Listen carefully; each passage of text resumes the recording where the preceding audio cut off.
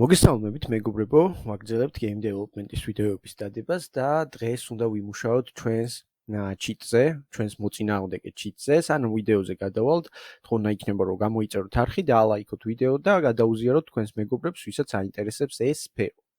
მოკლედ, წინა ვიდეოში ვინც ნახეთ და გირჩევთ რომ ჯერ ის ვიდეო ნახოთ, გავაკეთეთ ჩვენი წინაღობების მოძრაობა, ხო? აი მაგალითად place დავაჭერ და გაგახსენებთ სადამდე ვართ მისული და თუ მომყვებოდით თქვენს ანალოგიურად იქნებით ახლა. მყავს ერთი ჩიტი, რომელზეც ჯერ არ გვიმუშავია და სამაგერად ვიმუშავეთ ჩვენს ამ ობსტიკლებზე, ჩვენს წინაღობებზე, რომლებიც უსასრულოდ მოდიან იქამდე სანამ არ მოვკვდებით. იგივე შეგვიძლია გავაკეთოთ ჩიტზე მოკლედ და იგივე პრინციპი შეგვიძლია გამოვიყენოთ აბსოლუტურად, ამიტომაც გირჩევთ რომ წინა ვიდეო ნახოთ, იმიტომ რომ თავიდან ახსნას ამ პრინციპის არ დავიწყებ, დავზოგოთ თქვენი დროც და ჩემი დროც, თუმცა განახებთ რა განსხვავება იქნება და როგორ უნდა გავაკეთოთ უკეთესად ეს ყველაფერი, იმიტომ რომ რაღაც ტექნიკური დეტალები მაინც გასასწორებელი იქნება. მოკლედ, როგორც წინა ვიდეოში, ამ ჩიტისთვისაც გვჭირდება რაღაც ადგილი, რაღაც respawn point-ი, საიდანაც ეს ჩიტები გაჩნდებიან ჩვენ სცენაში. და როგორც წინაზე აი respawn point-ი აქ გავაკეთეთ, კამერის გვერდზე, ანუ კამერის მარჯვნივ, ასევე გავაკეთებთ empty game objects enemies respawn point, ამ ჩიტის respawn point-ისთვის. მოკლედ, მოვდივართ იერარქიაში, მარჯვენა მაუს ვაჭერთ, create empty და ამას დავარქვათ, მოდი enemy respawn point. მე შეგიძლიათ რამე სხვა დაარქვათ, ან თუ გინდათ, პრობლემა არ არის. უბრალოდ მე მირჩევნია ხოლმე რომ რაღაც ლოგიკური სახელები დავარქვო ყველაფერს, იმიტომ რომ მე არ ამერიოს არაფერი. მოკლედ, ამ move tools მოვნიშნავთ, ამ enemy respawn points მოვნიშნავთ და აქეთ გამოვწევთ ამასაც ამ კამერის იქით, კამერის მარჯვნივ და ეს იყოს პირობითად ეს ადგილი იყოს ჩვენი respawn point-ი ჩვენი ჩიტებისთვის. აი ეხა ისღა დაგვრჩენია გავაკეთოთ C# სკრიპტი ახალი. მარჯვენა მაუს ვაკლიკებთ ამ assets folder-ში, create C# script და ნუ დაარქვით, მე დავარქვი enemy respawn-ი და კიდევ ერთხელ გაგახსენებთ რომ ადგილი არ გამოტოვოთ თუ enemy respawn-ს დაარქვეთ თქვენს, space-ი არ მისცეთ ამ სახელში, იმიტომ რომ სხვანაირად ვერ აღიქვავს მერე იუნიტი და ერორებს ამოგიგდებთ. ამიტომ ერთად დაწერეთ უბრალოდ enemy respawn.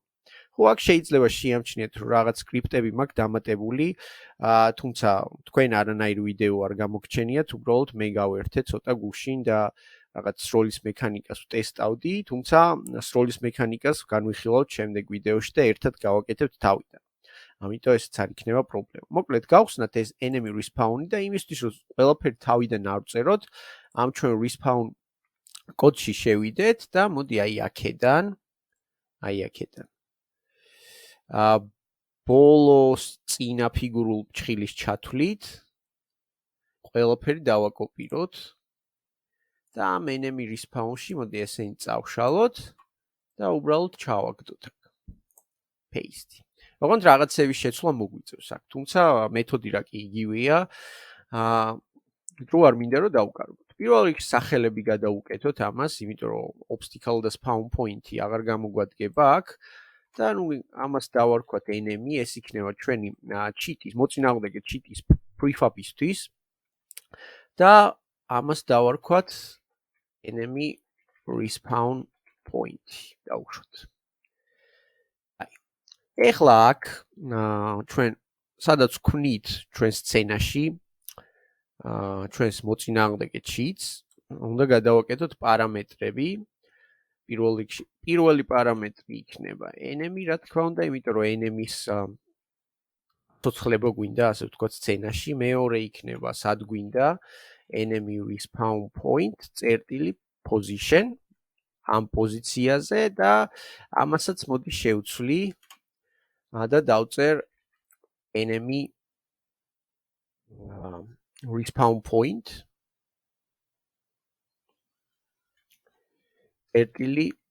rotation. ანუ პირდაპირ როტაციას ვაძლევთ. თუმცა, ანუ იგივენაირად ვაკეთებთ, როგორც ჩვენ წინაღობებზე გავაკეთეთ. ეხლა განსხვავება რაში იქნება? მოდი შევინახოთ ეს სკრიპტი, გადავიდეთ უკან და დავტესტოთ და ვნახავთ რაღაც ტექნიკურ ხარვეზებს. და მე გასწავლით მათ გამოსწორებასაც. შევინახოთ ეს სკრიპტი Ctrl+S-ით ან Command+S-ით თუ მაგზე ხართ. ნუ პირველ რიგში ეს სკრიპტიც რამეს უნდა მივაბად ჩვენ სცენაში იმისთვის რომ იმუშაოს, ასევე არ დაგვაუწყდეს სცენების ხშირად შენახვა, რომ არაფერი დაიკარგოს. და ნუ ეს გეიმ მენეჯერი, ცარიელი გეიმ ობიექტი, რომელიც წინაზე გავაკეთეთ, იმისთვის რომ respawn სკრიპტი დაგვემაგრებინა, მასზე ეს გამოგვადგება, აქ ჩავაგდოთ პირდაპირ ჩვენი enemy respawn სკრიპტიც. აი, ამოთავს და ცარიელი ადგილები უნდა შევავსოთ. პირველი არის enemy prefab-ისთვის, თუმცა prefab-ი არ გვაქვს ჯერ გაკეთებული და გაგახსენებთ, როგორ უნდა გააკეთოთ, პირდაპირ მოვკიდებთ ამ enemy-ს აქ და ჩავაგდებთ ჩვენ assets folder-ში და აი prefab-ი გვაქვს უკვე. მოვნიშნოთ game manager-ი, ეს enemy ჩავაგდოთ აქ და respawn point-ად enemy respawn point-ი რა თქმა უნდა. ეს enemy აღარ გვჭირდება, შეგვიძლია დავაჰაიდოთ ცოტა ხანი.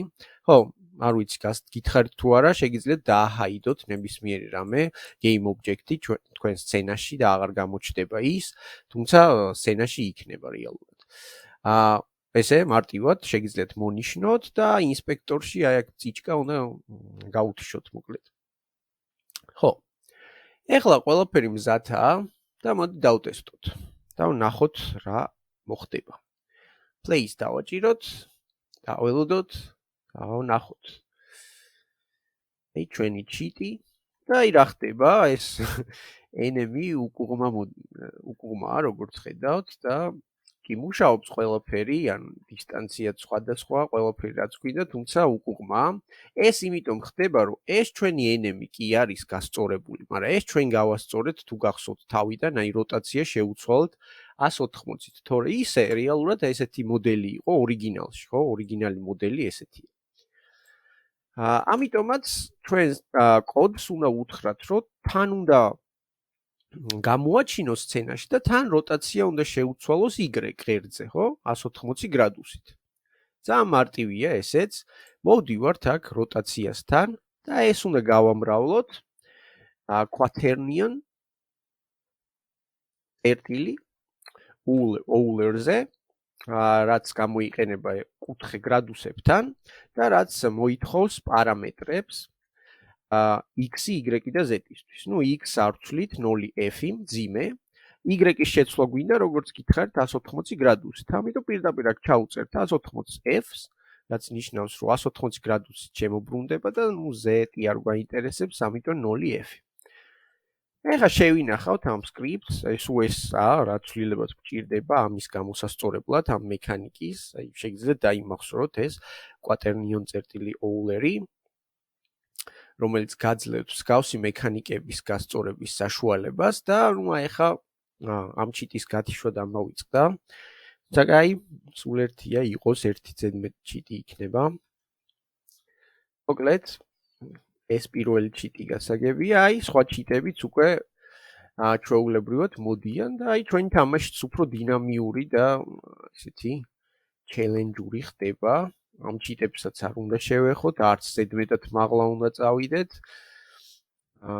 ასე რომ, აი მართლა სროლის მექანიკების პროტოტიპები, რაც ვმუშაობდი, თუმცა ხვალ შემდეგ ვიდეოში უკეთესად გავაკეთებთ. ეხლა რეალურად რომ ხდება ჩიტს არაფერი ხდება. ხო, ეხლა ერთი შემდეგი დეტალი, რომელზეც მინდა რომ ვისაუბროთ და აუცილებლად უნდა გავასწოროთ, იმიტომ რომ ცუდი პერფორმანსი გვექნება. აი მოდი კიდე ერთხელ ჩავთოთ ეს თამაში და ვეცდები რომ რამდენიმე წამი არ მოვკვდე. თუ გამოვა, დაბლა დავიჭიროთ. უფს. ზედმეტად მაღლა აუფრინდით, კაი არა უშავს, ერთხელაც ცადოთ. ხო, მოკლედ. აი აქეთ შეხედეთ მარცხნივ რომ ჩვენ იერარქიას და ხედავთ რომ აი ყველა კლონი რომელიც იქმნება, გინდ წინაღობა იყოს, გინდ ჩიტი, ჩვენ სცენაში თავსდება. და ეხლა წარმოიდგინეთ 5 წუთი გადის, ან 2 წუთი გადის და ამ სცენაში არის 500 ესეთ დუბლიკატი. რა თქმა უნდა, ეს არ გვჭირდება ჩვენ და ჩვენი პერფორმანსისთვის ცუდი იქნება, ანუ რაღაც გზა უნდა ვიპოვოთ, რომ წავშალოთ ანუ დეაქტივიზაცია გავუკეთოთ ან რაიმე მსგავსი, როცა კამერას მიეფარებიან ეს ჩვენი წინაღობაცაც და ეს ჩვენი ჩიტიც. ამას რა თქმა უნდა სკრიპტის მეშვეობით გავაკეთებთ ყველაფერს, თუმცა იქამდე მოდი ავიღოთ ეს ჩვენი ჩიტი და ესე გამოვწიოთ აქ იმისთვის რომ ვნახოთ x პოზიცია. და ნუ აი როგორც ხედავთ, x-ი დავუშვათ -12 რო ავიღოთ, კაი -13 ავიღოთ. ოკეი, -13-ზე მოკლედ x-ი რომ -13 იქნება ამ ჩიტის და ამ წინაღობის, უნდა უთხრათ კოდს, რომ წაშალოს ჩვენი სცენიდან ეს ფაილი ჩიტიც და წინაღობაც, ეს გეიმ ობიექტები მოკლედ, იმიტომ რომ აღარ გვჭირდება. და ძალიან მარტივია ეს. რა კი ორივეს ჩვენ მოწინააღმდეგე ჩიტსაც და ჩვენ წინაღობასაც მოვლებს სკრიპტი აქვს დამატებული, მოდი აქ გავაკეთოთ პირდაპირ. მოკლედ, update-ში მოვდივართ და ვეუბნებით სკრიპტს, რომ თუ გაგახსენებთ როგორ უნდა მიიღოთ access-ი, ასე ვთქვათ, წვდომა პოზიციაზე, წერთ if transform.position.x, იმისთვის რომ x ღერთ შევეხოთ. უკი ეს ნაკლებია -12-ზე, -12f-ზე, რა უნდა მოხდეს? f-ი აღარ გვინდა პრინციპში აქ. პირდაპირ ვეუბნებით, რომ აი destroy game object და რა კი ეს სკრიპტი არის მიბმული ჩვენ ჩიტზეც და ჩვენს წინაღობაზეც, პირდაპირ ამ game object, სადაც სკრიპტია მიბმული, ანუ ამ დუპლიკატებს გაანადგურებს ჩვენი სცენიდან. ძალიან მარტივია, მოკლედ. მოდი შევინახოთ და დავტესტოთ თუ მუშაობს. გადმოვიდეთ და ეს მეთოდი მსგავსი ტიპის თამაშებში ხშირად გამოგადგებათ, იმიტომ რომ პერფორმანსისთვის ძალიან ცუდია, ბევრი დუპლიკატი რო გაქვთ ერთი და იგივე ობიექტის თამაში, რა თქმა უნდა. ნუ ეს პატარა თამაშია და დიდი პრობლემა არ იქნება, მაგრამ მაინც რატო უნდა გქონდეს რაღაც პრობლემები. აი ხა დავაკვირდეთ აქ. აი გამოჩნდა და უნდა წაიშალოს, როცა გავლენ იქით. რამდენიმეს ერთდროულად გაკაჩავს და აი როგორც ხედავთ, იშლება თან და აღარ ივსება იმდენად. ძალიან კაი, ეს ნიშნავს იმას, რომ ჩვენი სკრიპტი აბსოლუტურად ჩვენივრად მუშაობს, ეს ჩიტი შეგვიძლია წავშალოთ, აღარ გვჭირდება, ან დავაჰაიდოთ, მოდი რამეში თუ დაგჭირდა. იყოს, ან მე დამავიწყდება ჩემი ამბავი რო ხიცი, ამიტომ წავშლი, პირდაპირ შეგიძლიათ დააწვეთ და delay-ს დააჭიროთ. მოკლედ. ესეც ჩვენი თამაში უფრო დინამიური ხდება, როგორც ხედავთ ნელ-ნელა. შემდეგ ვიდეოში უკვე განვიხილავთ სროლის მექანიკას. ამ ვიდეოსთან ერთად მინდოდა სროლის მექანიკის განხილვა, თუმცა სროლას ცოტა კომპლექსურია და მინდა რომ ცალკე განვიხილოთ, ცალკე ვიდეო გქონდეს, იმისთვის რომ წყნარად ვილაპარაკოთ. იქამდე კი თხოვნა იქნება კიდე ერთხელ, რომ დალაიქოთ ვიდეო, გამოიწეროთ არხი და გააქტიუროთ ზარისხილაკი, რო არ გამოგჩეთ ახალი ვიდეოები. მადლობა და დროებით.